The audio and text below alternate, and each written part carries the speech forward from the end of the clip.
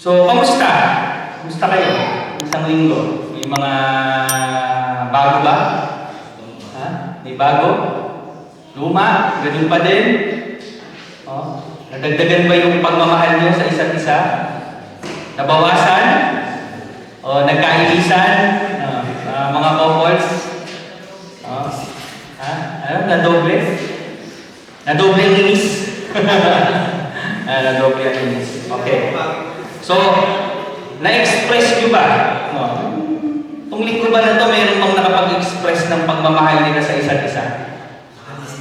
Ha? Saan? Okay. So, marami pong expression. No? Marami tayong expression ng pagmamahal. Siguro yung iba dyan nagsabi ng I love you. No? Ipinadama, ipinakita. Pero sa ating pong tema ngayong umaga nito, sa ating pong pagbubulayan, paano ba natin maipapakita yung pagmamahal natin? No? Sa pamamagitan ba ng pag-aalaga, sa pagbibigay ng mga regalo, o sa pagbibigay ng care? Pwede natin sabihin ito sa ibang tao, no? Pero paano natin ipapakita yung pagmamahal natin sa Diyos? No? Sapat na ba yung I love you, Lord? No? Paano natin ipinapakita yung ating pagmamahal sa Diyos? No? Minsan kasi doon sa mga tao na nakapaligid sa atin, sa ating mga mahal sa buhay, physical nila tayo pa sa atin. No? Pwede natin silang bigyan ng regalo, alagaan, no? Ipakita yung pagmamahal, pero paano natin ipapakita sa isang nilalang na hindi natin nakikita o hindi natin man lang nahahawakan tulad ng Diyos? Paano natin maipapakita ang ating pag-ibig sa Diyos? Sapat na ba yung I love you, Lord? No? So mga kapatid, the real fruit of love, at ito yung ating pagbubulayan sa hapon ito, the real fruit of love is His commandments. No? Obeying His commandments. Our love is shown by our obedience. No? So the title of our message, brothers and sisters, is Love is Obedience. No? Pagdating sa Diyos, mga kapatid, ang pag-ibig po, ang ibig sabihin ay pagsunod. No? Ang pag-ibig sa Diyos ay pagsunod. So open your Bible.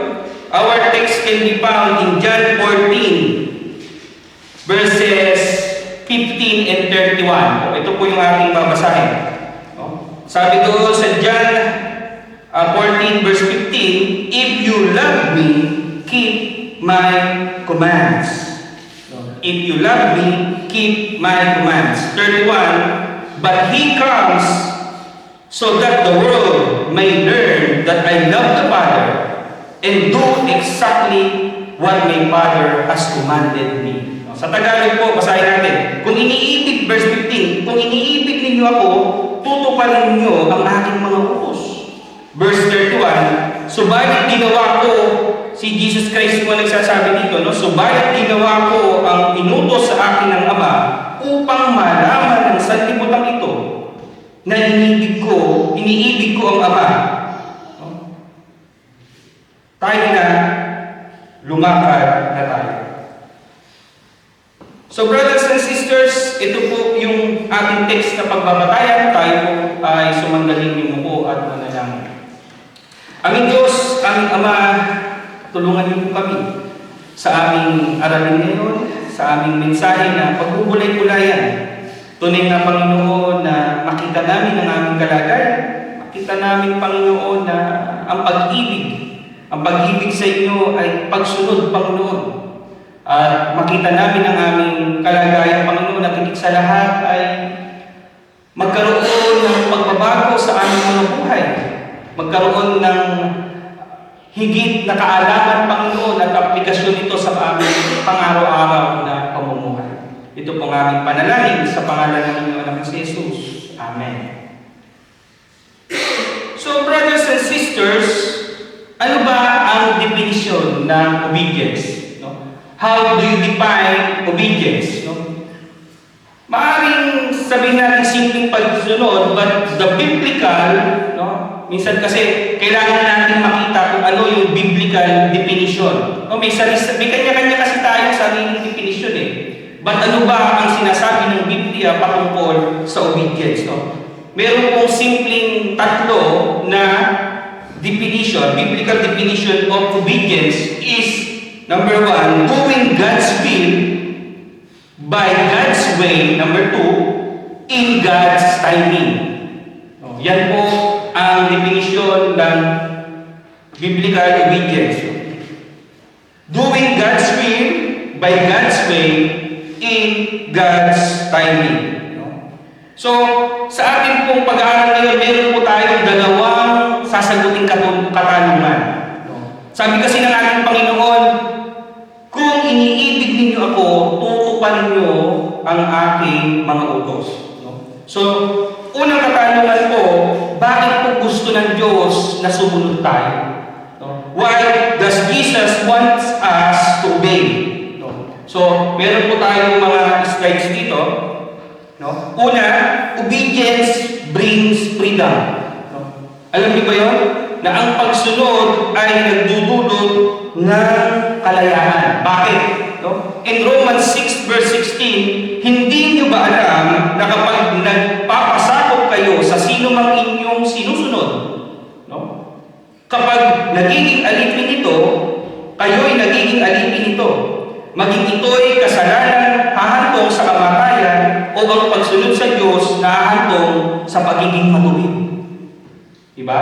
Kung sino yung sinusunod nyo mga kapatid, kung sino yung sinusunod natin, doon tayo nagiging alipin. Diba? So, kung tayo ay patuloy pa rin o kung tayo ay naroon sa kalagayan na namumuhay tayo sa kasalanan, tayo po ay alipin ng kasalanan. Ngunit ang sabi ng Diyos dyan, o ang pagsunod sa Diyos na hantong sa pagiging matuwid. So gusto ng Diyos na maging malaya tayo. God wants us to be free. Free from the bondage. Kung sino man yan. Kasi minsan tayo sa buhay natin, di ba? Minsan yung mga tao na medyo bawa, na pag-utangan natin lang loob. Nakautang tayo o nakagawa ng malaking pabor sa atin. May mga tao naman minsan na binabawian. Alam mo yun? Yung hihingin sila ng pabor. Utusan ka sa ganito, utusan ka sa ganyan. Minsan parang ang tendency ngayon nagiging sunod-sunuran. So, yun ay isang mababaw lamang na ilustrasyon. Pero ganyan po tayo mga kapatid. Kung tayo ay alipin ng kasalanan, ang ating pong sinusunod ay hindi ang tayo ay alipin ng kasalanan. Ngunit ang sinabi dyan, ang pagsunod sa Diyos naman, yung the ideal side, ay hahantong sa pagiging matuwid. Pangalawa, obedience brings joy. Naniniwala ba kayo na ang pagsunod ay magbibigay ng kagalakan? Walang naniniwala. Amen. O, ang kabaligtaran, disobedience brings suffering. Napaka ano po nito sa ating mga magulang. Makinig kayo mga kabataan. Bakit ang mga magulang ay laging gusto na sumunod kayo?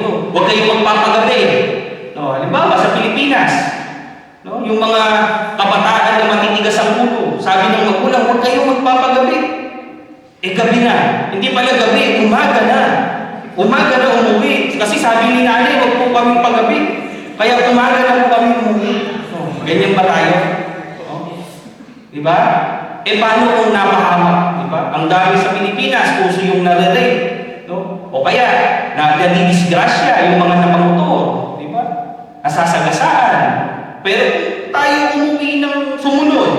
Diba? Sabi, huwag ka na umalis, diyan ka na lang sa bahay. O hindi napahamak. So, marami pong binubungang mabuti yung pagsunod. At lalo sa mga magulang, mag-uutos ba tayo sa mga anak natin ng ikapapahamak nila? Di ba hindi? So, ang sabi doon sa John 15, verse 10 to 11, kung tinutupad ninyo ang aking mga utos, mananatili kayo sa aking pag-ibig. Pansinin nyo na, kung tinutupad nyo ang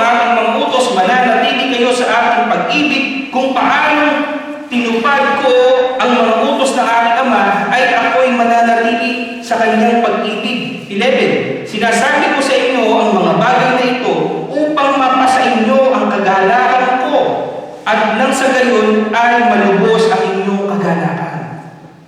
So brothers and sisters, obedience brings joy. At marami pa pong bunga ang pagsunod. Yung guidance in verse 16. Tingnan niyo yung mga Bible. No? I always, i-remind ko lang ang bawat isa. Kahit cellphone yan, importante meron kayong hawak-hawak na Bible sa tuwing. Huwag lang kayong lang akong tinitingnan. No? Meron na po tayong slide dito, pero maganda yung nakikita nyo. No? Nakikita nyo rin yung mga hawak-hawak ng Bible. E-Bible man yan, no? So, verse 16, no? One of the fruits of obedience is guidance. No? Yung paggabay. Sabi dito, dadalangin ako sa Ama upang kayo ay bigyan niya ng isang patnubay na magiging kasama ninyo magpakailanman. No? So, yung obedience, mga kapatid, ang kapalit doon, bibigyan tayo ng the Counselor, yung Holy Spirit, guidance. No? So, verse 21 naman, ang tumanggap sa mga utos ko at tumutupad sa mga ito ay siya umiibig sa akin. Ang umiibig sa akin ay iibigin ng aking Ama. No? Pansinin po natin yung mga salita na ito, napakaliwanag naman. Ang umiibig sa akin ay iibigin ng aking Ama. Iibigin ko rin siya at ako'y lubusang magpapakilala sa Kanya. So, beloved, no? The fruit of obedience is you will be loved and God will introduce Himself. No? Minsan kasi, paano natin makikilala ang Diyos? Paano magpapakilala ang Diyos sa ating mga kapatid kung hindi tayo mananatili o kung hindi natin iibigin ang Diyos? So, napakalinaw lang po nito, no? Ang sabi, iniibig ko rin siya at ako'y lubusang magpapakilala. No? Mga kapatid, maaaring marami sa atin, kilala lang natin ang Diyos. No? Kasi alam natin, nakapag-aaral tayo, kilala natin ang Diyos, pero hindi po natin siya lubusang kilala. At marami pong panahon, ito po, it will take sometime, at ito po yung ating spiritual walk with God, to know Him. No? Hindi po ito instant. No? At kahit linggo-linggo kayo nagpupunta dito, hindi po sapat yun para lubusan nating makilala ng Diyos. Kailangan po tayo mag-emerge, no? For us to know Him more. No? So, yung verse 15 po ng John 15:17. No, ito po yung laging famous ng pagsunod, no. Sabi nila, when we obey, obedience comes blessing. No, sabi doon sa John 15:7, kung nananatili kayo sa akin at mananatili sa inyo ang aking mga salita, hingin, sabi dito, hingin ninyo ang anumang nais nyo at matutupad ito para sa inyo. So, obedience, brothers and sisters, brings blessing. Petition will be granted. No? Baka minsan sa buhay natin, Lord, ang tagal-tagal ko nang pinapanalangin ito. Bakit hindi nyo pa rin binibigay sa akin? Baka naman hindi tayo sumusunod sa Diyos. O baka may mga parte ng Diyos na gusto niyang i-surrender natin, o may mga gusto ang Diyos na gawin natin, hindi natin sinusunod. Kaya may mga bagay din na hindi niya binibigay sa atin. Eh, ang sabi po ng Biblia, hingin ninyo ang anumang nais ninyo at matutupad. If we, pero may kondisyon po ito, no? Kung mananatili kayo sa akin, no? At nananatili sa inyo ang aking mga salita. So, obedience, no? Nandito pa rin yung pagsunod, mga kapatid. At pangatlo, obedience is worship. Obedience is worship. If we love God, we worship God. Kaya, ang dali-dali nating sabihin na mahal natin ang Diyos, pero ang hirap naman natin sumamba sa Kanya. Nahihirapan tayo na sumamba, na mag-worship sa Kanya.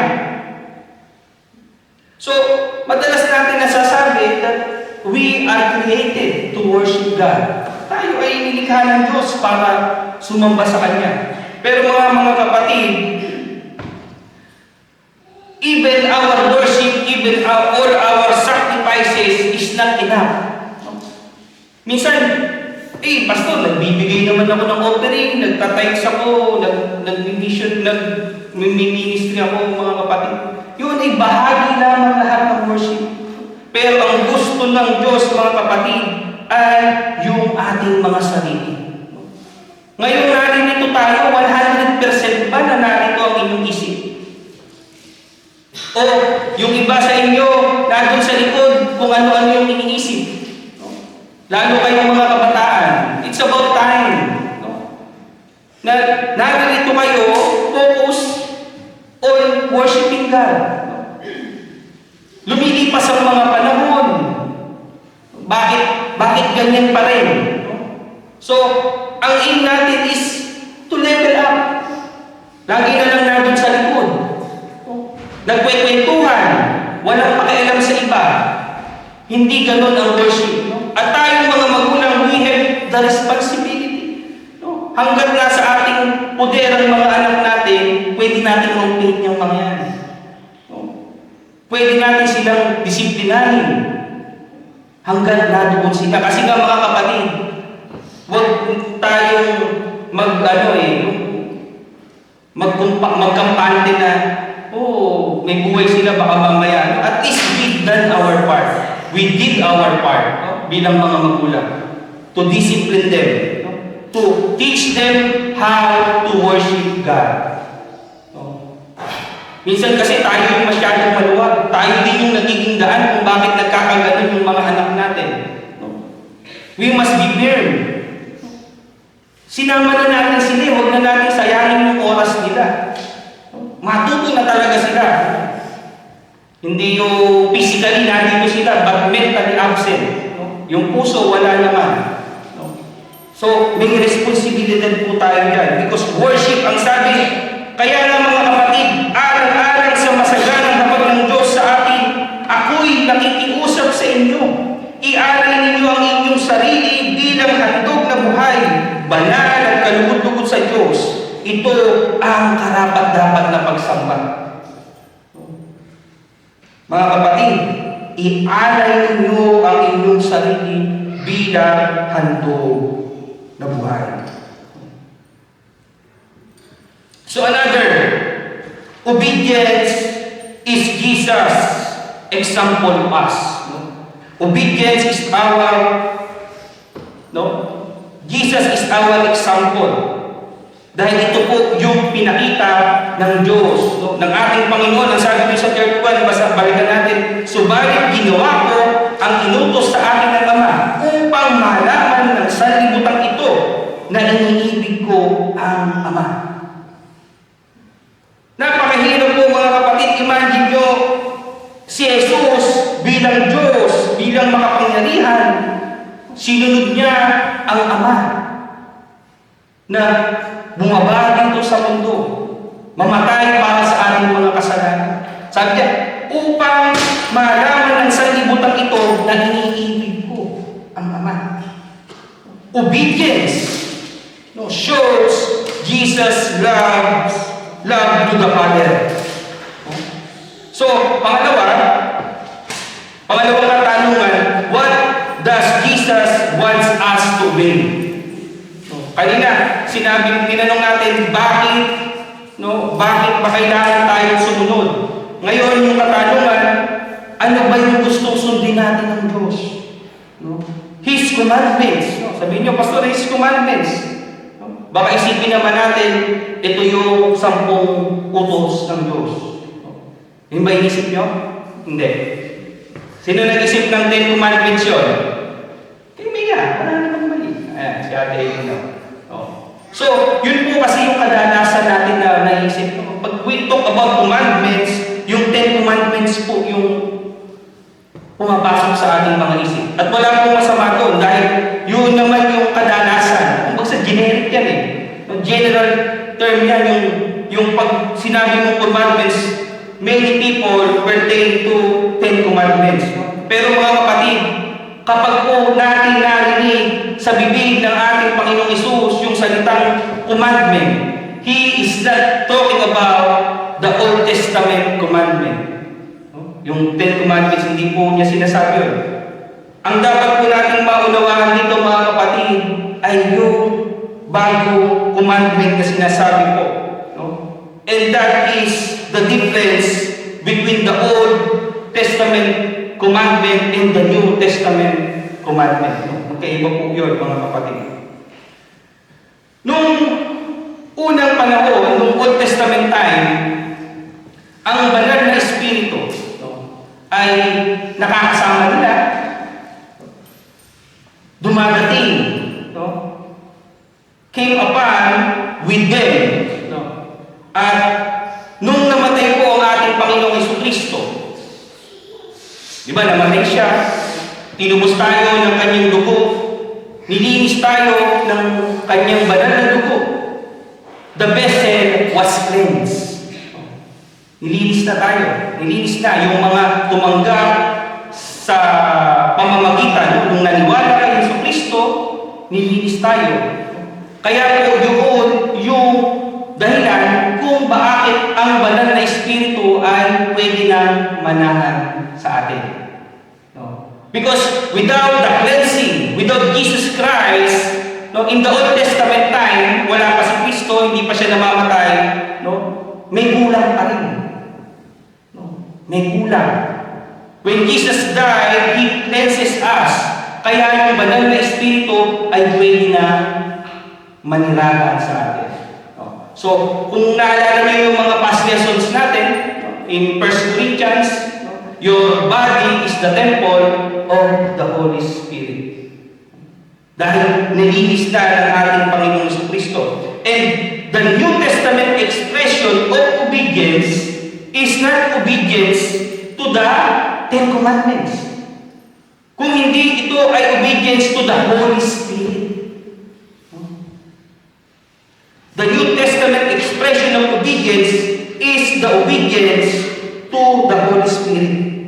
Kung nung dati, the law is, binigay ni Moises, dahil sa pamamagitan ni Moises, kinasangkapan si Moises, yung 10 utos ng Diyos, at through the study, dun sa mga Leviticus, may mga iba pang bawal, meron pa tayong 613 na naidagdag doon, imagine, nabanggit ko na sa inyo dati.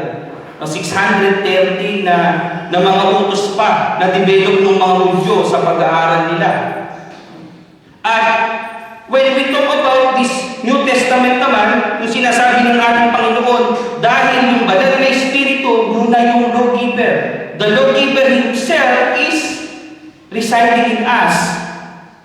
So, ang pakikinggan po natin ay yung sinasabi ng banal na Espiritu. Naintindihan ba? So, nung sinasabi ng ating Panginoon na you obey my commandments, sinasabi niya na you must obey the Holy Spirit in you.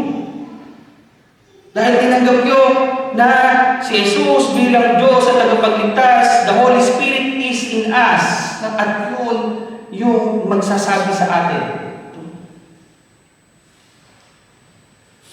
Ang sabi doon sa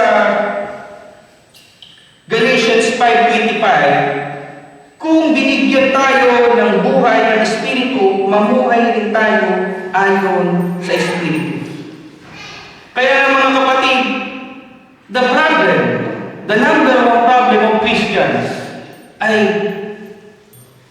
hindi po natin narinig masyado. Maaaring iba-iba yung ating kalagayan Maaaring yung iba narinig ng konti, yung banal na Espiritu, yung iba mahina, bulong lang.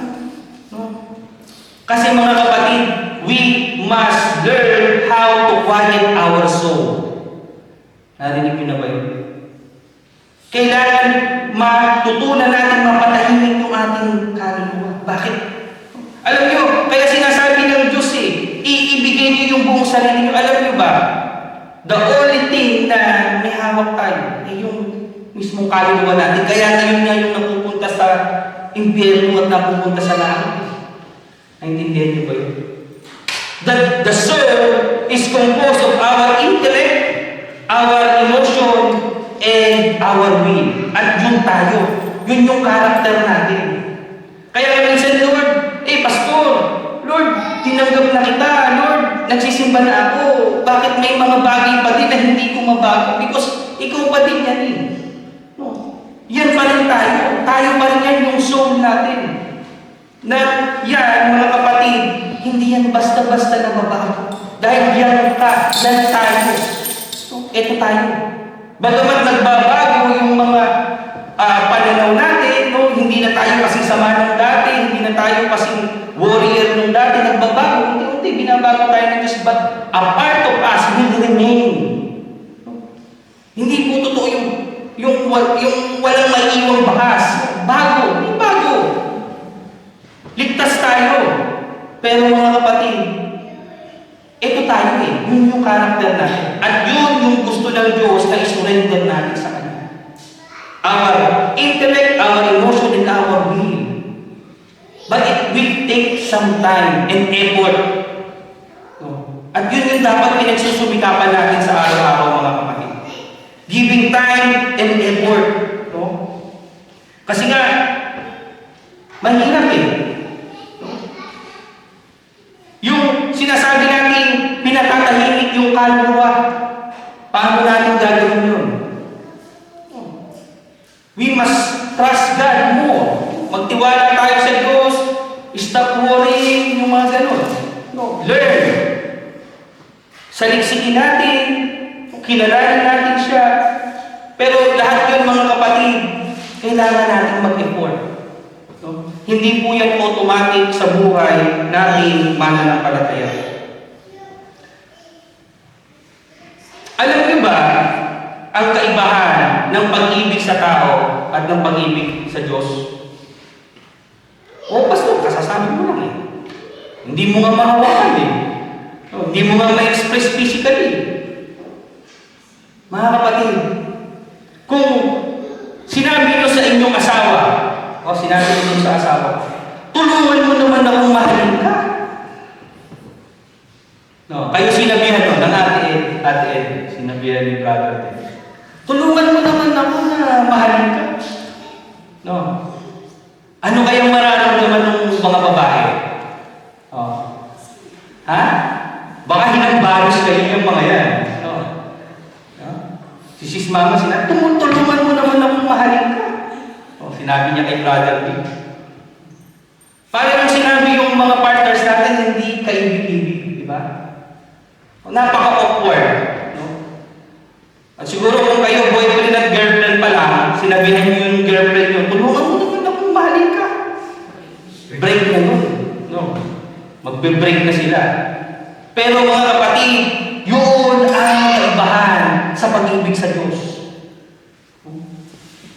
Alam mo ba, pwede natin hilingin sa panalangin sa Diyos na, Lord, tulungan niyo po ako na mahalin kayo. Na mahalin pa kayo kung kulang pa. At lagi naman tayong nagkukulang. Kasi nga mga kapatid, ang ibig sabihin nun, tulungan niyo po ako, Lord, na masunod po kayo. Because love is obedience. Nakita niyo yung point natin? Yun yung kaibahan ng pagmamahal sa tao, pagmamahal sa Diyos. Kasi wala ka namang pwedeng i-offer sa Diyos na wala siya. Yung mga kaloob natin, iyan ay bahagi ng pagpapasalamat. Huwag yung iisipin na ang magbe-benefit yan ng Diyos. Hindi. Lahat ng ibinibigay natin sa Diyos, tayo ang nagbe-benefit, hindi ang Diyos. Kaya nga, offer yourselves as living sacrifice. Kaya sinabi ko, ang mai-offer lang natin yung mismo tayo, yung kaluluwa natin. Dahil yung ibinigay ng Diyos na hawak-hawak natin, na i-offer lang natin, yun lang yung pwede natin i-offer sa Kanya. But all the material things, hindi na kailangan yan ng Diyos. Tayo, ikaw ang kailangan ng Diyos. Kaya mga kapatid, Kailangan natin ito. No? Sa ating buhay, pananampalataya, sa ating paglago espiritual. Kung sinabi ko kanina na kapag sinabi niyo sa asawa niyo na turuan mo akong mahalin ka, tulungan mo akong mahalin ka sa Diyos, mga kapatid, ikatutuwa niya na marinig sa atin. No? Na marinig niya na, Lord, help me to love you more. Help me to hear your Holy Spirit, the Holy Spirit more. Mas matutuwa ang Diyos kapag narinig niya ito na sinasambit natin. Mga kapatid, ang pag-ibig natin sa Diyos ay maipapakita lamang natin sa ating pagsunod. Minsan kasi yung mga maliliit na bagay, dinidisregard natin. Pero maliit o malaki, mga kapatid, na pagsunod, anumang pagsunod ay pagpapakita yan ng pag-ibig sa Kanya. Nakita natin yung the greatest example of love na ipinakita ng ating Panginoong Hesus. Siya po yung ating halimbawa. Lagi natin tinitingnan, kaya Christians tayo eh. Christ. Without Christ, we are nothing. He is our greatest example. Wala tayong ibang tinitingnan kung hindi ang ating Panginoong Hesus. At yung example na ipinakita niya ng pagsunod sa Ama is the greatest expression of His love to the Father. Kaya mga kapatid, nakikita na natin. No? Nakikita na natin ang kawalan ng pag-ibig. Kanina kinanta ng mga kalalakihan, pag-ibig lang ang susi ng lahat. Kung lahat ay may pag-ibig, no? Walang gera, walang pagtagutom, walang mga injustices. No? Dahil lahat yan, mga kapatid, ay bunga ng pagsuway. Kaya nga, habang tayo ay nandoon na, no? Nandoon na tayo sa end times eh. Matagal na tayo nasa end times. At ang mga signs ay, kumbaga sa nagiging mas malinaw. Palinaw na ng palinaw ang mga propesiya o yung mga pwedeng mangyari ay nakikita na natin sa panahon ngayon. Kaya nga, sabi doon sa Matthew 24 verse 12, lalaganap ang kasamaan, kaya manlalamig ang pag-ibig ng marami. Nanlalamig yung kanilang pag-ibig. At nakikita natin yan, yung lawlessness. Maraming paggawa ng krimen, walang sumusunod. Wala nang sumusunod sa batas, lahat. Maraming pagsuway. Dahil nga, yung pinupuwede natin, hindi na nila mahal ang Diyos. Hindi na sila sumusunod sa Diyos. Mga kapatid, ang kailangan natin, ang kailangan lang ay we must be in tune with God. Ngayon kasi, high-tech na tayo eh. Pag hanap ka ng istasyon, automatic na tumatapat yung istasyon. Nung araw yan, pinipihit pa yan eh. Tapos tatapat sa istasyon. Doon tayo nagiging in tune. Doon natin nakikita yung tapat na istasyon. Dati nga may ST pa eh. No? Ibig sabihin, pag umilaw yung ST, naroon ka na doon sa station. Ngayon, digital na lahat eh. Pero ang punto natin, mga kapatid, we must be in tune with God. Kailangan natin magbabad sa presensya ng Diyos. At yun po ang sikreto, mga kapatid. Ang sikreto upang hindi tayo malamig sa ating pag-ibig sa Diyos. We must remain. Kaya nga lagi sinasabi, ang manatili sa akin. Yun po ang dapat natin gawin. Manatili. Babad. Babad tayo sa Diyos. Seek Him. Kasi mga kapatid, time will come, no? At huwag nating hintayin yun. Maaaring hindi mangyari sa atin, pero darating po ang panahon na kahit hanapin ng tao ang Diyos, hindi na nila makikita. Dahil yun na yung time ng judgment ng Diyos sa tao. Kaya ang trabaho natin mga kapatid is learn how to hear more the Holy Spirit in us. Yun po yung ating kailangan. Kailangan natin ng babad, kailangan natin marinig ang utos ng banal na Espiritu sa ating mga buhay. We will obey Him because we love God. And love is obedience. In the name of the Father, the Son, and the Holy Spirit.